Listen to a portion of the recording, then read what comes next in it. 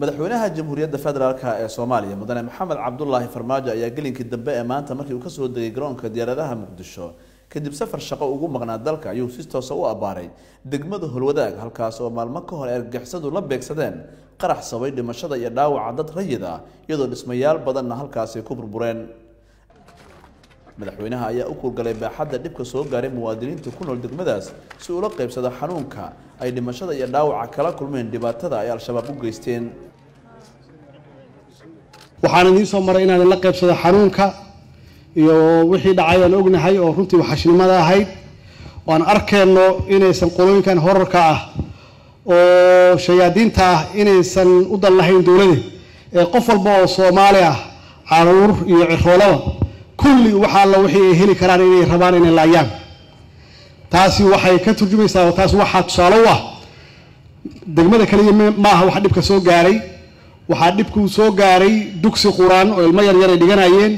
oo saddex kamid ah ay ku nafwaayeen iyo masaajidkaas umada u dhaxeeya oo dadka islaamka oo dhan ay ku tukadaan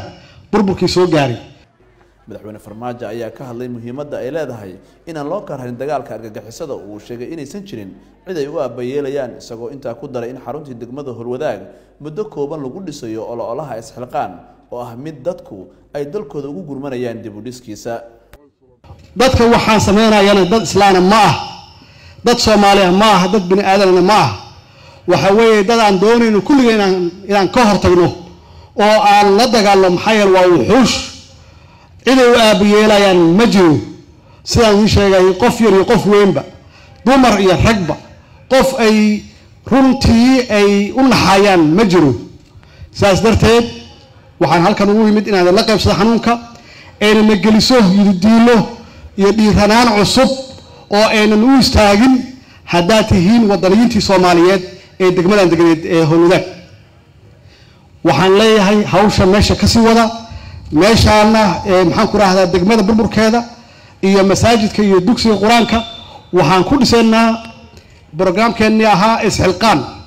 dhowr maalin ka hor goobtan waxaa si xaq darro al-shabaab ugu leysay dad rayid ah oo isugu jira caruur iyo haween ku jiray goobahoodii waxbarashada iyo guryahooda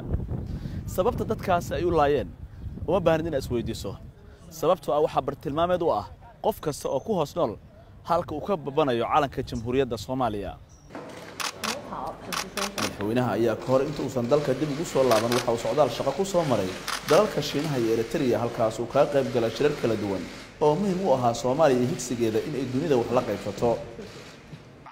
magaalada Beijing ayuu madaxweynuhu ka qayb galay madasha iskaashiga Afrika iyo Shiinaha oo talooyin ku aadan sida loo horumarin karo Afrika hordhigay hogaamiyaasha ka soo qayb galay madashaas isagoo intii uu ku sugnaa Beijing kula kulmay madaxda dalalka qaar ee Afrika ee ka qayb galay madashaas